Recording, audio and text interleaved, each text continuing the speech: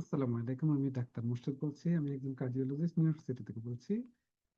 আজকের টপিকটা হচ্ছে যে যাদের ডায়াবেটিস আছে, অনেকেই আপনার স্বাস্থ্যকর খাবার খেয়ে থাকেন। এরপরও যখন ব্লাড গ্লুকোজটা মেপে থাকেন তখন দেখেন যে আপনার ব্লাড গ্লুকোজটা নিয়ন্ত্রণে নেই। আপনাকে ইনসুলিন অনেক বেশি নিতে হচ্ছে। তো এটি কেন? এই ব্যাপারে আলাপ। তো সাধারণত ডায়াবেটিস যাদের আছে তারা সবাই বেশি কমে সবসময় কেয়ারফুল থাকেন যাতে ব্লাড গ্লুকোজটা যাতে না বেড়ে থাকে, সেই জন্য আপনারা সেইভাবে খাবার দাবার খেয়ে থাকেন এবং দ্যাটস ভেরি গুড। কিন্তু অনেকে অনেক চেষ্টা করার পরও তারপরও ব্লাড গ্লুকোজটা কিন্তু ঠিক মতো থাকে না, অনেক আহ, আপনার বেড়ে যায় এবং এতে আপনারা চিন্তিত হয়ে যান। কিন্তু কারণটা কি?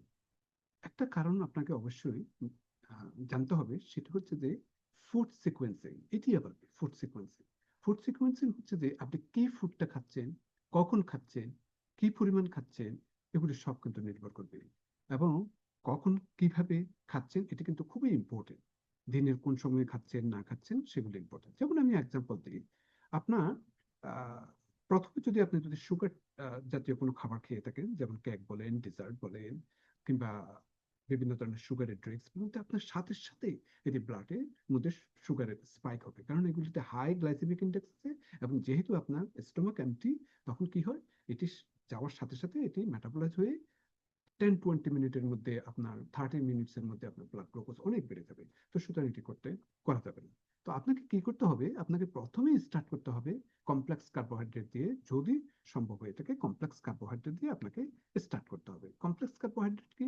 কমপ্লেক্স কার্বোহাইড্রেট হচ্ছে যে যেই কার্বোহাইড্রেট যেগুলি আপনাকে তাড়াতাড়ি ব্লাড সুগার রূপান্তর করতে পারবে না, যাতে ব্লাড স্পাইকটা যাতে তাড়াতাড়ি যাতে বেড়ে যাবে না, একটা স্থিতি অবস্থা থাকবে, যেগুলি মেটাবলাইজ হতে সময় লাগে। এই জন্য নামটা এসেছে কমপ্লেক্স।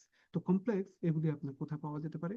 সেগুলি আপনার সবজির মধ্যে পেতে পারেন। সেগুলি আপনার বিভিন্ন ধরনের, এই যে আমরা যে ব্রাউন রাইস বা হুইট ব্রেড, এগুলি এগুলি নিতে পারেন। তো সেগুলো খেয়াল রাখতে হবে। তো একটা জিনিস দেখেন, আপনি কমপ্লেক্স কার্বোহাইড্রেট যদি প্রথমে নিয়ে থাকেন, তখন আপনার কি হয় যে শরীরের মধ্যে এটি ব্লাড গ্লুকোজকে অ্যাবসর্ব করার ব্যাপারে আপনার এটি প্রিভেন্ট করে থাকে, যার ফলে ব্লাড গ্লুকোজটা স্পাইক হয় না। তো এদিকে আপনি খেয়াল রাখতে পারেন। আরেকটা হচ্ছে যে যে আপনি প্রোটিন খাবেন এরপরে। তো প্রোটিন খেলে কি হয়, যেমন বিভিন্ন ধরনের, যে আমরা যে আহ, আহ, আহ, বিভিন্ন ধরনের মিট আছে, হ্যাঁ, তারপর বিভিন্ন ধরনের আপনার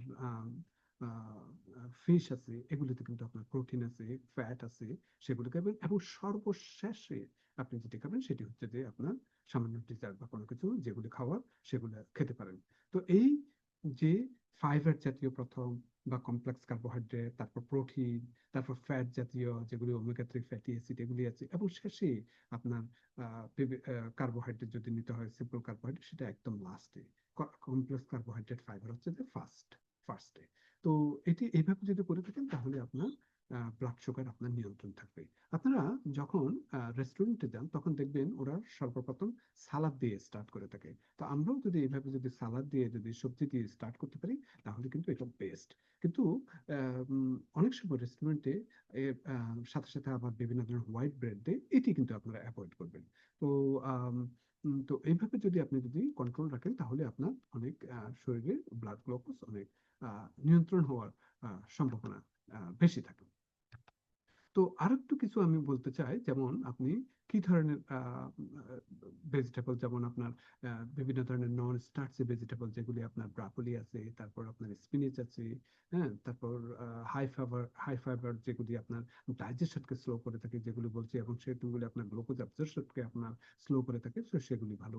আপনার বিভিন্ন ধরনের প্রোটিন যেমন পেতে পারেন চিকেনের মধ্যে, ফিশ, তারপর এগস, বিভিন্ন ধরনের বাদাম, অ্যাভোকাডো, এগুলোর মধ্যে পেতে পারেন। সেগুলি আপনার গ্যাস্ট্রিক এমটিংকে আপনার স্লো ডাউন করে থাকে, আপনার ইনসুলিন রেসপন্সকে আপনার স্লো ডাউন করে থাকে, সেগুলি আপনি করতে পারেন। এরপরে কার্বোহাইড্রেট যেটা বলেছি সেটা তো আপনারা বুঝেছেনই। বিভিন্ন ধরনের ফ্রুটস, বিভিন্ন ধরনের আপনার যেগুলি আপনার হুইট ব্রেড, হুইট রাইস, সেগুলি আপনি নিতে পারেন। তো এইভাবে যদি আপনি করে থাকেন, তাহলে আপনার A1C সিটা যেটি আপনার 3 মাস অন্তর অন্তর যে আমরা মেপে থাকি ব্লাডের মধ্যে যে আপনার ব্লাড গ্লুকোজটা কেমন, সেটি আপনার দেখবেন আপনার অনেক ইমপ্রুভ হয়েছে। এবং সেই সাথে সাথে আপনার যেটিকে পোস্টপ্রান্ডিয়াল গ্লুকোজ বলে থাকি, যেমন যেটি একদম খাওয়ার পর পর যে গ্লুকোজটা আমরা মেপে থাকি, সেটিও আপনি দেখবেন যে ব্লাড সুগারটা খাওয়ার পরে অনেক কমে গিয়েছে। এবং এতে আপনার যদি ফিউয়ার যদি ইনসুলিন স্পাইক হয়ে থাকে, তাহলে আপনার যে ফ্যাটিক টা কমে যাবে। তারপর আপনি যে হাংরি ফিল করে থাকেন সেটি কমে যাবে, এবং এর ফলে আপনার ওয়েট লস আপনার হতে পারে।